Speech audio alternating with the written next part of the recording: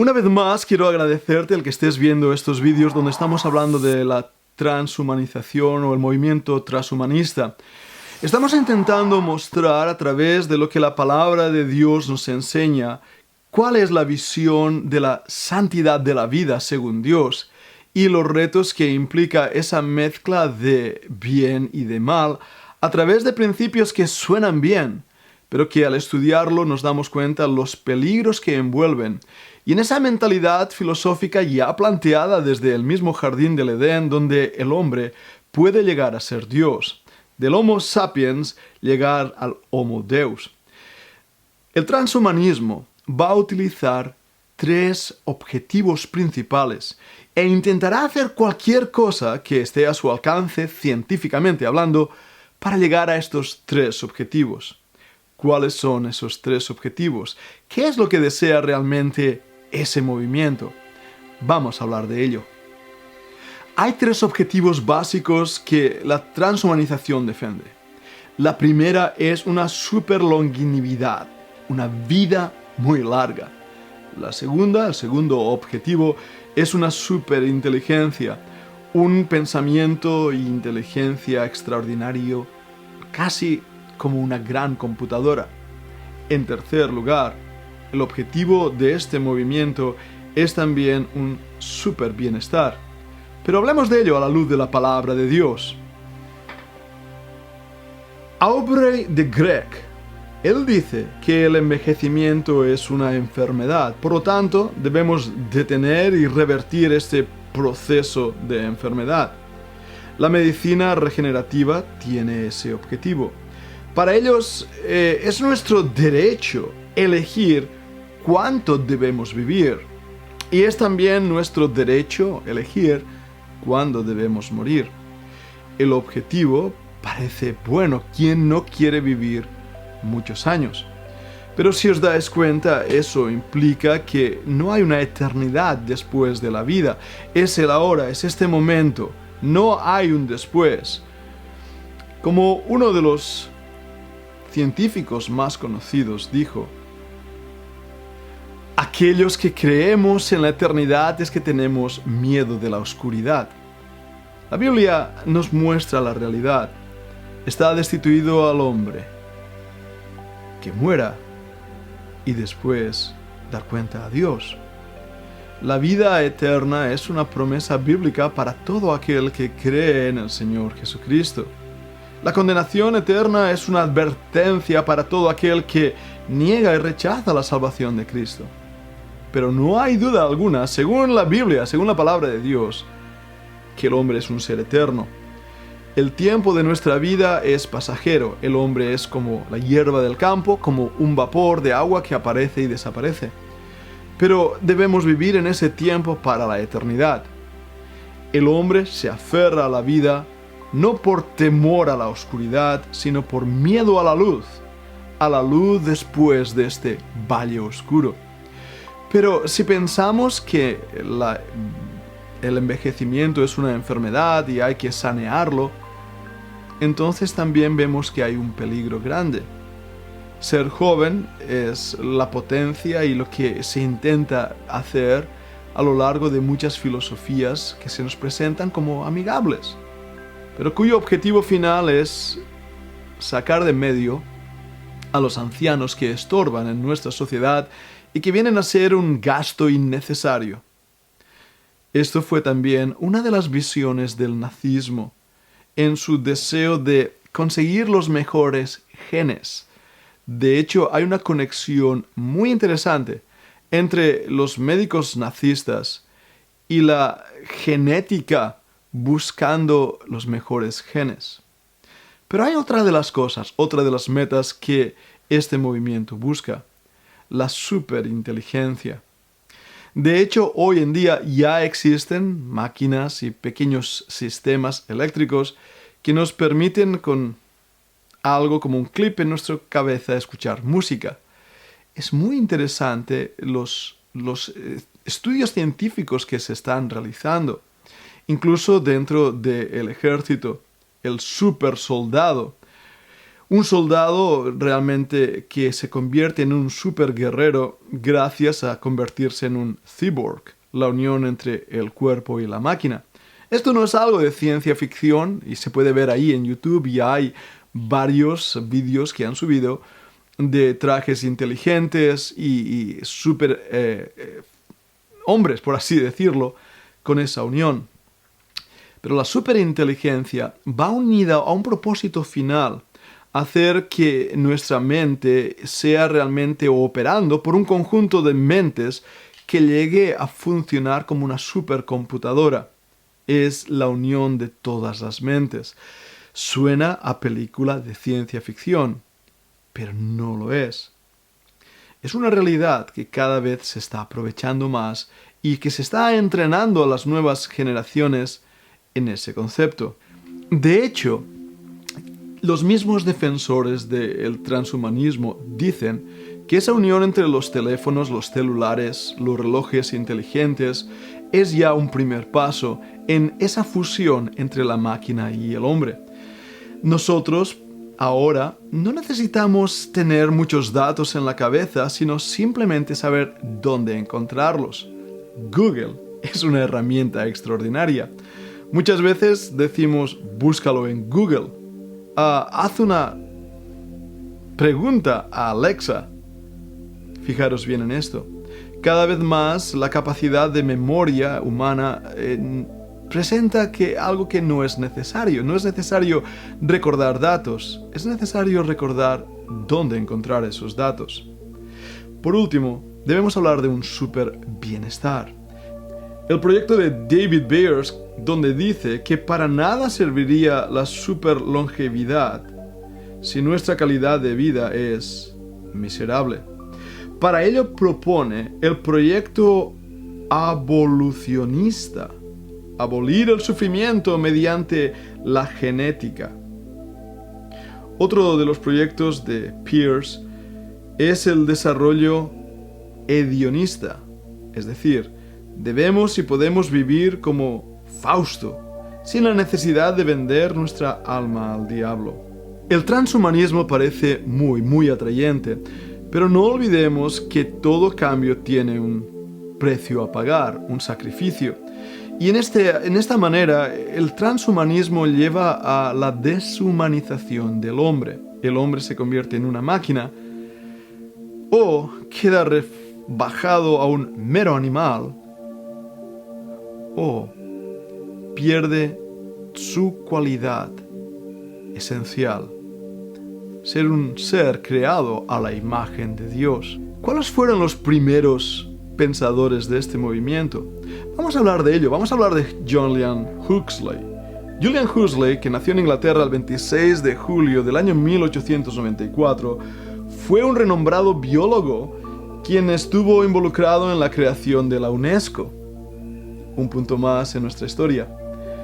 Ese hermano del escritor Aldous Huxley, autor de Un Mundo Feliz, obra bien conocida, a Julian Huxley se le atribuye la creación del término transhumanismo en un breve ensayo del año 1957. Fue defensor de las posibilidades que ofrece la técnica para permitir al ser humano con su proceso evolutivo. Pero Julian Huxley no fue el único. Hablemos de Vernor Vinge. Nació en Estados Unidos en el año 1944, fue un matemático y escritor estadounidense de ciencia ficción. En el transhumanismo es célebre por su idea de singularidad, explicado en el ensayo, y este es el ensayo que él escribió, The Coming Technological Singularity, How to Survive in the Post-Human Era. Según Vinge, la creación de inteligencias artificiales de capacidades mayores a la humana, que producirían inteligencias aún mayores, conduciría a una singularidad. Este sería un punto de inflexión en el crecimiento tecnológico exponencial con consecuencias inimaginables. Hablaremos más de lo que es esta idea. Recordemos también a Raymond Kurzweil. Si lo pronuncio bien, Kurzweil, nació en Estados Unidos en el año 1948. Es investigador del desarrollo tecnológico de Google, inventor y científico. Kurzweil, es uno de los principales impulsores del concepto de singularidad tecnológica en su obra The Singularity is Near, When Humans Transcend Biology. Nos estamos acercando a ese punto. También este hombre es uno de los impulsores de la Singular University, organización que promueve el transhumanismo en todo el mundo.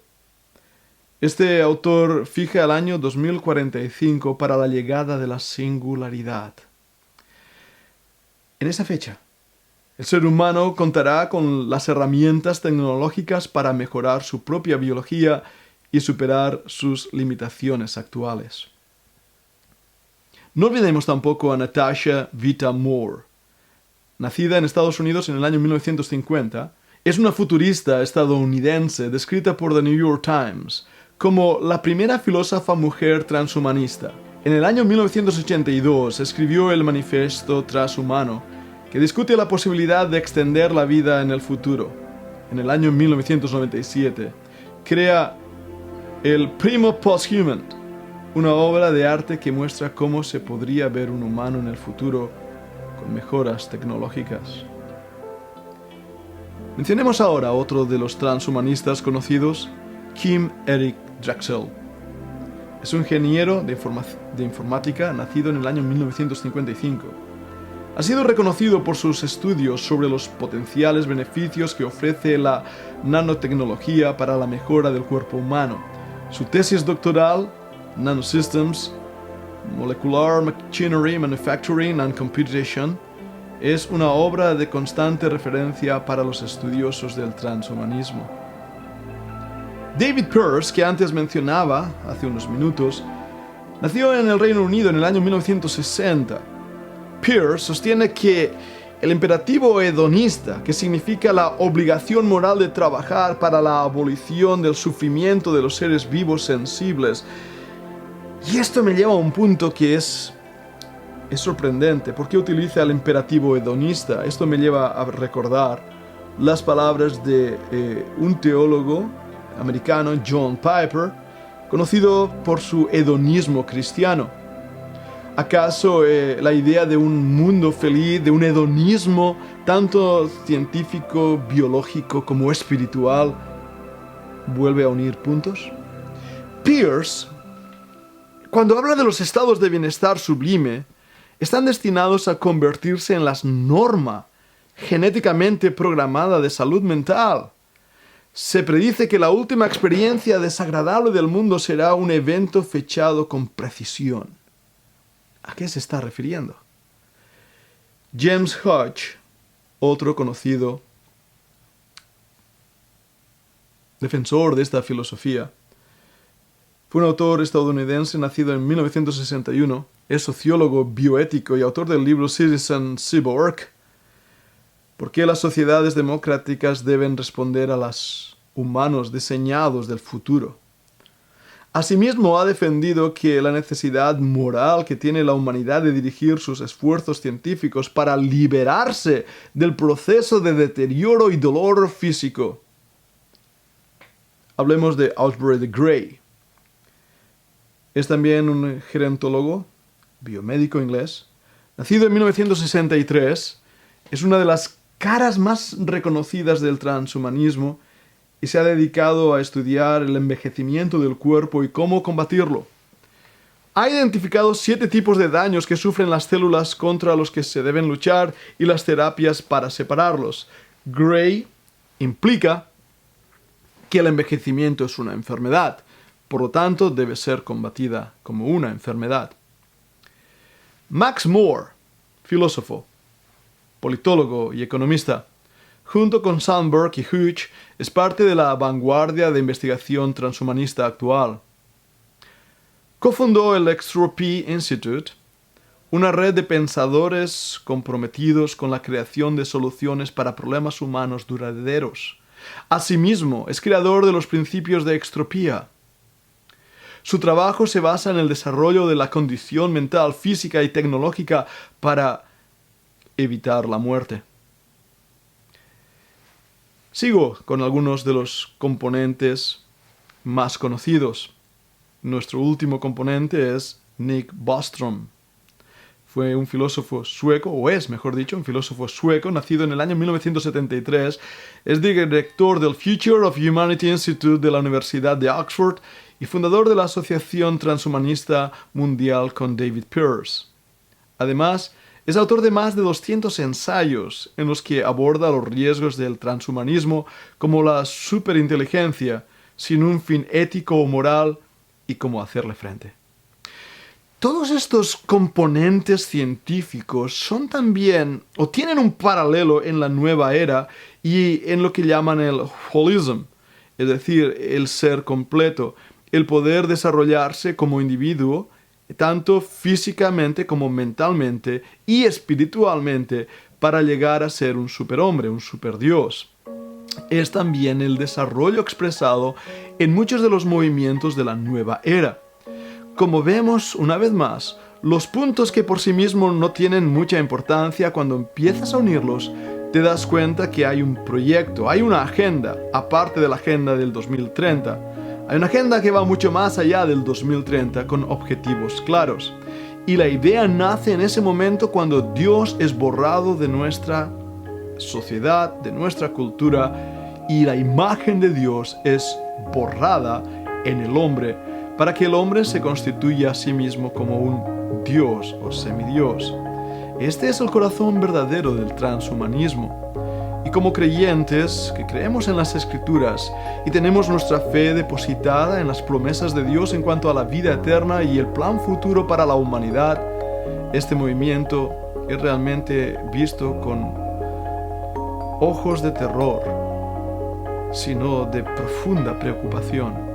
Y creo que es nuestro deber como creyentes hablar del peligro de este movimiento.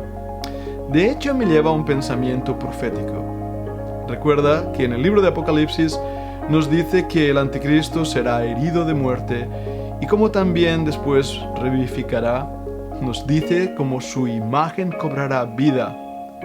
Tal vez sea un cyborg, no lo sé, pero el objetivo se ve claro en la exposición de estas ideas. Ahora sigue viendo los demás vídeos, porque tenemos más cosas que quiero compartir contigo.